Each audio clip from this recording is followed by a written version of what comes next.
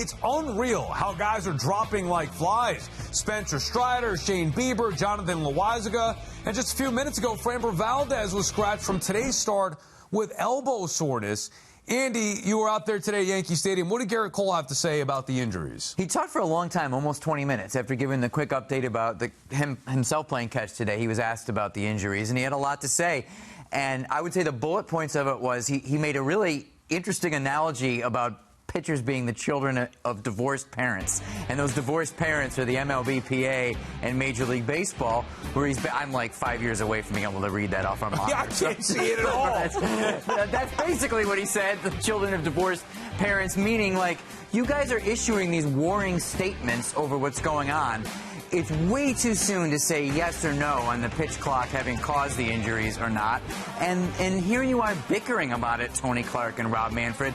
I thought it was an interesting comment because he was, as a guy who's been really active in the union in the past, no longer active, but he was really he was critical of MLB, don't get me wrong, but he was critical of the general tone of arguing. He said, if there's anything that we should all agree on, it's the need to keep pitchers healthy, so can we not argue about that? And he was asked about the pitch clock. He was asked about shortened season, quicker ramp-ups because of the lockout. He was asked about the sticky stuff ban. And he basically said there's been like so many changes in the game and in pitching over the past couple of years. We're years away from being able to know what the problem is, what's causing all these injuries. So he's kind of imploring leadership to turn the temperature down and stop pointing fingers. This is the cause. No, it isn't. And just be a little more thoughtful about it. It was pretty interesting. Hard to argue with that. And it was an interesting point that he made. Yeah, I think the statements and the way people have reacted today kind of speak to this fact that people want it to be a simpler solution than I think it is. Oh, if we didn't have the pitch clock, or if they had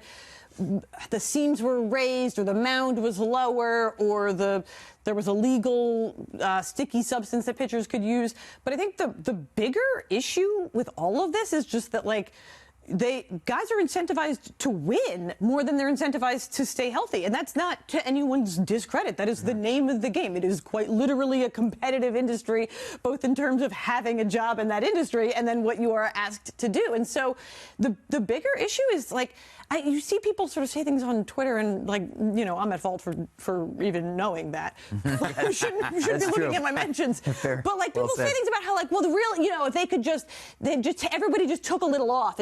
Everyone's throwing max velocity all the time, and that's why they're getting hurt. If they just took a little off, they would all do better. It's like, right, but then they wouldn't have a job compared to the other pitchers who didn't take a little off. It's the issue is just that our ability to maximize and optimize what the human form can do for some amount of time before it breaks down is so good, and there's no reason to not do that when what you're trying to do is get every little possible edge and win a baseball game. And on that real quick, Anthony, Cole, that's another thing he said. He said, look, when I came into the league, you could get a lot of guys out. The majority of guys are the fastball away, and now you can't get away with that anymore. You have to be on your game with velocity and spin on every pitch. It's not an option to do it differently, competitively. So, yeah, but it's probably hurting them. Yeah, and the velocity thing to me really stands out because we all go gaga, and I'm certainly guilty of this too, when somebody hits 103 on the radar gun, and, you know, but maybe they shouldn't be hitting 103. But how do you tell them not to hit 103? Because 103 is a heck of a lot harder to hit than 93, right? So if you can get there and you can have a good career out of it, you can get some years in the major leagues, make a lot of money, win games, like Hannah said. That's a big part of it, obviously. It's how can you coach everybody away? Like, the whole drafting pitching is based on a lot on velocity, not 100% on velocity, but a lot of it is velocity. You know, we were sort of kicking this around before in the newsroom, like, would Greg Maddux have a chance to become Greg Maddux now if he were a high school student, you know, throwing whatever, but spotting great? You know, like, it's a miracle that a guy like Marcus Stroman thrives the way he does, but he shows you can do it. But, you know, he's not throwing 101, he's throwing 91. I want to make one more point. I know we're probably all talking too long, but you guys know more than I do because you're older about this. Sorry, I was just, like, trying to figure out a nicer way to put that. I prefer it as Weyser, but go on.